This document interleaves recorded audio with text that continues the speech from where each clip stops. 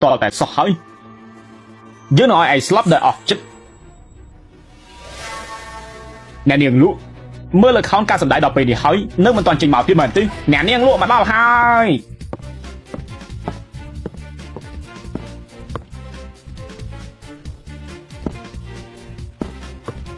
លោកលូខានជួបគ្នាយូរហើយលោកលូ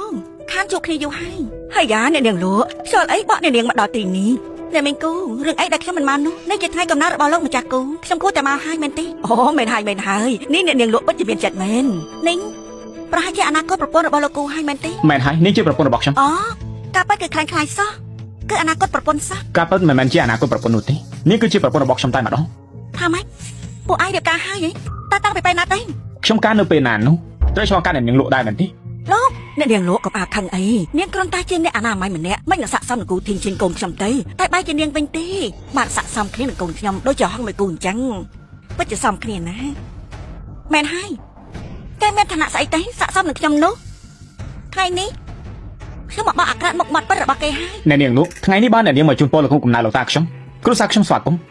តែបើនាងមកអុកលោកចង់មកករឿងនោះកុំថាខ្ញុំមិនគួរសមឲ្យសោះលោកនិយាយកូកុំតក់កុហកពេកក្រែងចង់ឃើញផាត់តាំងមែនទេអ្នកនាងលក់មកគឺចង់បង្ហាញផាត់តាំងហេតុលោកបានស៊ីតើនាងមានចិត្តប្រកាន់ដល់ណាទៀតបន្តិចទៀតនេះនាងនឹងទឹកភ្នែករហាមអង្វរយើងហើយអញ្ចឹងអញមានស្នេហ៍អីក៏បញ្ចេញមកអ្នកនាងលក់នៅដល់ណាទៀតខ្ញុំចង់មែនណាគេនៅសម្ដែងដល់ពេលណាទៀតទេបានហើយថ្ងៃនេះជាថ្ងៃកំណើតរបស់យើងហេតុអីបានជាពួកឯងមកអុកលោកបែបនេះលោកម្ចាស់គូលោកកុំខឹងអីណាខ្ញុំមកទីនេះមិនមែនមកអុកលោកទេក្មេងចំនួនក្រោយផ្លេចដល់រឿងធំមួយយើងបានត្រៀមកាដូធំមួយមកដែរសែងចូលមកលោកម្ចាស់គូនេះជាទឹកចិត្តខ្ញុំនិងឪពុករបស់ខ្ញុំជូនពរលោកអាយុព្រាបបាននឹងខ្ញុំហើយយ៉ាទឹកចិត្តរបស់អ្នកនាងពិតជាជ្រាលត្រូវមែនគ្រប់មិននោះហើយស័ក្តិសមទេមិនដូចអ្នកខ្លះប្រើល្បិចទេព្រឹងគោរពអ្នកនាងគូអ្នកនាងចង់ឲ្យអ្នកអនាម័យម្នាក់យកកាដូមកជូនលោកម្ចាស់ទេមានតែកសែងជូនដែរកាដូរបស់ខ្ញុំចិនមកដល់ហើយនៅសម្ដែងទៀតនេះលោកអានស៊ីនាងធ្លាក់ដកបាត់បង់ហើយនៅមិនដឹងខ្លួនទៀតនេះអ្នកនាងលោកខ្ញុំដឹងថាអ្នកនាងមានចិត្តលើបងប្រាប់ខ្ញុំຕົកចិត្តចាស់មានខ្ញុំនេះអ្នកនាងច្បាស់ជាការជាមួយគាត់បានអ្នកបងខ្ញុំស្គាល់តែបងម្នាក់គុណអ្នកផ្សេងនោះខ្ញុំមិនទទួលស្គាល់នោះទេបានចឹងអរគុណអូនយកថងហើយថ្ងៃនេះខ្ញុំបានរៀបចំកាដូពិសេសជូនទៅលោកម្ចាស់គូនេះជាកិច្ចសន្យាភាគហ៊ុនតម្លៃ100លានតម្លៃ100លាននេះអ្នកនាងគូអ្នកនាងបានត្រៀមសម្រាប់គូធីងឈិនមែនទេមិនខុសទេខ្ញុំបានរៀបចំសម្រាប់គ្រួសារគូគឺសម្រាប់ជាប់ពីក៏ពុតគឺអ្នកនាងធំគ្រួសារលក់ចេញដើម100លានស័ក្តិសមណាស់ទៅហើយធីងឈិនឯងនៅរៀនលេខដល់ណាទៀតឆាប់ទៅទទួលទៅនេះគឺជាគោលបំណងល្អរបស់អ្នកនាងហើយទឹកចិត្តអ្នកនាងសូមទទួលយកបានប៉ុន្តែខ្ញុំនិយាយហើយពួកយើងចោះឲ្យតាមទៅវិលហើយឯងចង់ឲ្យយើងខឹងស្លាប់ហើយមែនទេនេះយាគូឲ្យទៅលោកពេលនេះព្រមបបងនាងមកនៅជាមួយខ្ញុំភាគហ៊ុនតម្លៃ100,000នេះខ្ញុំជូនដោយដៃទាំងពីរអ្នកនាងគូសូមមេត្តាគោរពខ្លួនឯងផងនេះយាគូខ្ញុំសួរម្ដងទៀតខ្ញុំលក់ចិនជីងនៅនារីអនាម័យខ្លាញ់បន្លំខ្លួនធ្វើជាអគ្គនាយកជីងយាននេះលោកពិតជារើសយកគេមែនទេខ្ញុំលក់ចិនជីងនៅនារីអនាម័យដែលខ្លាញ់ខ្លួនបន្លំធ្វើជាអគ្គនាយកជីងយាននេះលោកពិតជារើសយកគេមែនទេខ្ញុំមិនទាន់និយាយច្បាស់មែនទេលោកមាននារីខ្លះអត់គេខ្មាស់មែនដូចជានាងបាត់នាងគ្មានតម្លៃសពអីទេលើអានស៊ីនាងបន្លំខ្លួនជាអគ្គនាយកជីងយានឋានៈអនាម័យរបស់នាងឆ្លងកាត់យកនាងយ៉ាងមិនដឹងផងទេយើងគឺជានាងធំដែលមានទ្រព្យសម្បត្តិស្រុកស្ដង់ការប៉ិតម្នាក់ចង់ភ្ជាប់ជាមួយនឹងក្រុមហ៊ុនជីងយាម្នាក់គឺសុទ្ធតែដឹងរឿងខ្លួនឯងច្បាស់នេះខ្លាចបន្លំខ្លួនធ្វើជាអគ្គនាយកជីងយានៅថាខ្លួនឯងជាអ្នកឲ្យទៀតថាខ្ញុំជាអ្នកខ្លាចបន្លំចុះឯណាផតាំងមែនទេ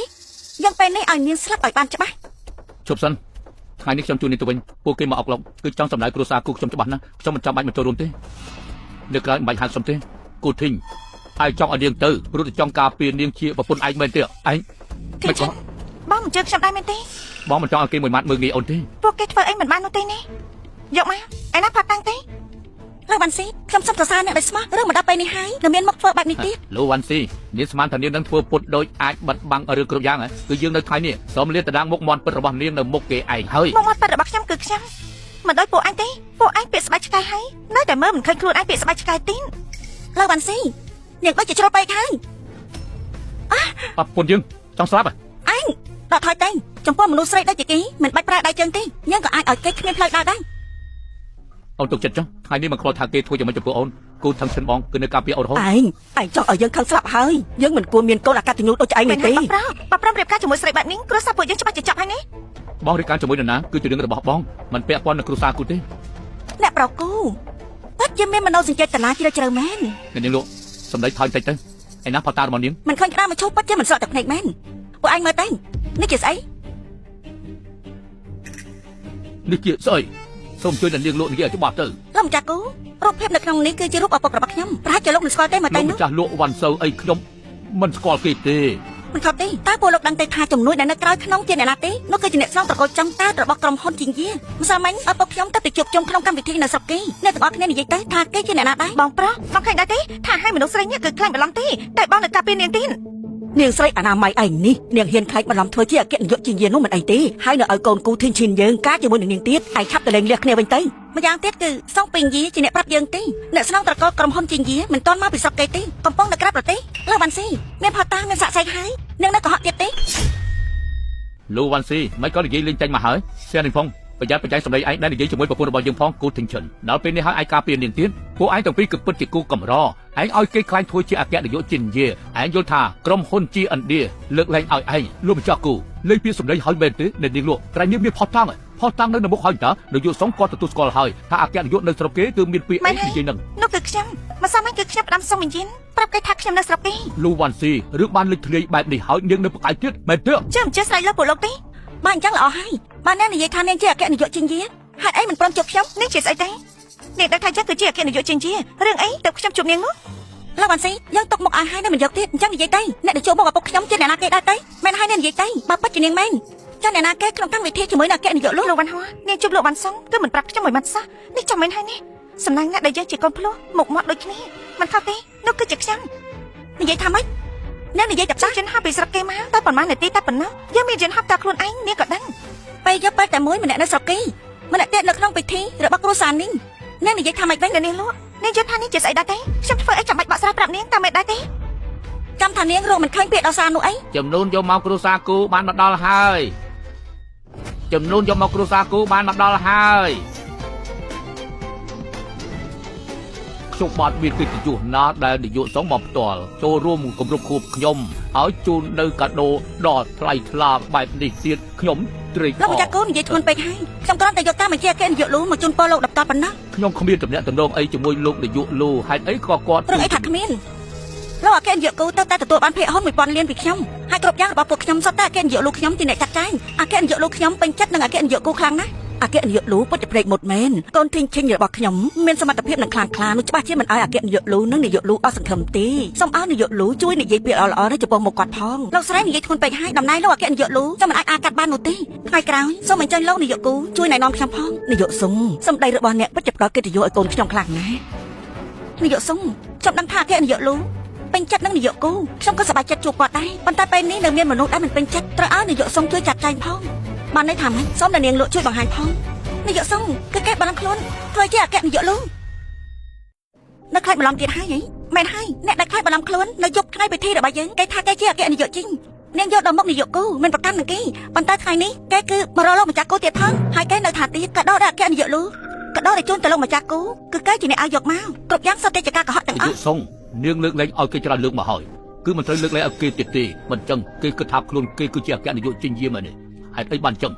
ដូច្នេះហើយមិននេះពួកអ្នកទាំងអស់គ្នាធ្វើឲ្យគាត់មានការពិបាកមែនទេមិនឲ្យពិបាកស្អីទេពួកយើងគ្រាន់តែចង់ឃើញមុខមាត់ពិតរបស់គេមិនស្មានថាស្លាប់ក៏គេមិនព្រមសារភាពដែរនៅតែម្នាក់បែបហ្នឹងពិតមែនទេមិនហើយនាយកសុងមនុស្សបែបនេះមិនអាចទុកបានទេ នាយកសុំខ្ញុំគិតថាច្បាស់ជាគូធីងឈិនជាអ្នកឲ្យគេធ្វើឲ្យគេបន្លំខ្លួនមិនចឹងគឺមនុស្សសង្គមទៀតដូចជាគេ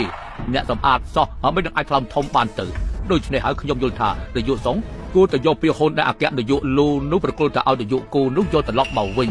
ញមិនចឹងពាក្យហ៊ុនរបស់អគ្គនាយកនៅខ្លាចជាអំបិលត្រូវទឹកហើយ លោកអ្នកកំណត់បែបនេះគឺល្អខ្លាំងណាស់ សូមតែនាងគិតផងពួកយើងធ្វើគឺដើម្បីសហគ្រាសជីនយា ល្អណាស់កំណត់របស់អ្នកទាំងអស់គ្នាខ្ញុំដឹងច្បាស់ហើយលើវ៉ាន់ស៊ីស្លាប់មួយក្បែរខ្លួនហើយមានពីអីនិយាយទៀតទេ នាយកសុងខ្ញុំនិងលោកវ៉ាន់សិនចឲ្យតាសរុបជាមួយគ្នាបាទនាងពិតជាមានទោសមែនខ្ញុំព្រមទទួលខុសត្រូវជាមួយនាង នាយកគូពិតជាមានចិត្តមែននាយកសុងកូនប្រុសខ្ញុំគេល្ងីល្ងើគេត្រូវស្រីម្នាក់នេះនៅពពុះអារម្មណ៍នាយកសុងកុំស្ដាប់សម្ដីតែប៉ារបស់គេនាយកសុងស្រីម្នាក់នេះពឹសពលណាស់ប៉ុណ្ណឹងហើយនៅមិនទាន់អង្គក្បាលសំទោសនៅចង់នាំទុកដល់គ្រួសារយើងទេអង្គក្បាលដាក់គេសុំវិញ្ញាណអញហ៊ានទទួលទេលោកវ៉ាន់ស៊ីស្លាប់នៅចំពោះមុខហើយនៅហ៊ាននិយាយជាមួយនាយកសុងទៀតឯងអញ្ចឹងនាងជាយ៉ាងនាងចង់ស្លាប់មែនទេនាយកសុងមិនក៏នាង នាយកកុំធ្វើបែបនេះចំពោះកូនខ្ញុំគេមានកំហុសអី នាងចិនតាមួយលើកជាពីរលើកហើយខ្ញុំថាអ្នកដែលគោបដៅនោះគឺជាលោកទេបានត្រី នាយកសុងលេខសោស្អីណា បដិហានាយកសុងក្រែងប្រាប់ខ្ញុំថាអគ្គនាយកលោកនៅក្រៅសោហើយម្យ៉ាងទៀតប៉ាខ្ញុំក៏បានជួបមកគាត់ទៀតសម្ដែងនាយកសុងបានន័យថាម៉េចបានន័យថាហេតុអីនាងហ៊ានដេញដោលធ្វើខ្ញុំនាយកសុងនេះបានន័យថាកុំឲ្យគេសម្ដែងបន្តទៀតត្រូវហើយឲ្យគេឈប់សម្ដែងតទៅទៀតទេអត់ធ្វើបែបនេះនាំឲ្យប៉ះពាល់ឬមកកអ្នកបាត់នៅអគ្គនាយកលោកនាងសម្ដែងហីចេះតែនិយាយចេញទៅកា នាយកសុងនេះមិនមែនជាការសម្ដែងជាស្អីទៅវិញទៅ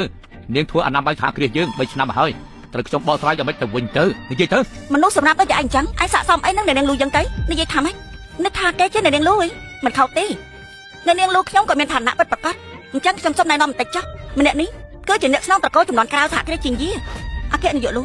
ខ្ញុំគ្មានសមត្ថភាពធ្វើឲ្យអ្នកនាងទទួលគំនាបហើយមិនអីទេរឿងនេះល្អមកខ្ញុំចូលចិត្តនិយាយថាម៉េចគេជាអ្នកស្នងត្រកូលគ្រួសារលូហីមិនអាចទេខ្ញុំជឿទេ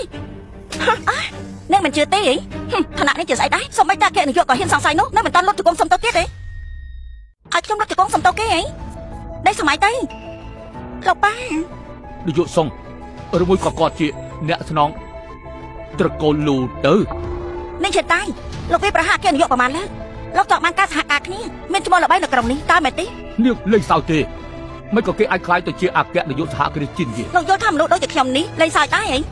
នេះជាតាលោកប៉ាប៉ាខ្ញុំបានតែលោកប៉ាប៉ាអគ្គនាយកមិនបានទេលោកប៉ាប៉ាអគ្គនាយកលោកច្រើនលើកហើយលោកមិនទាន់អត់ក្បាលសុំទៅទៀតហី មិនអាចទេគេរកកំណត់ជាមួយ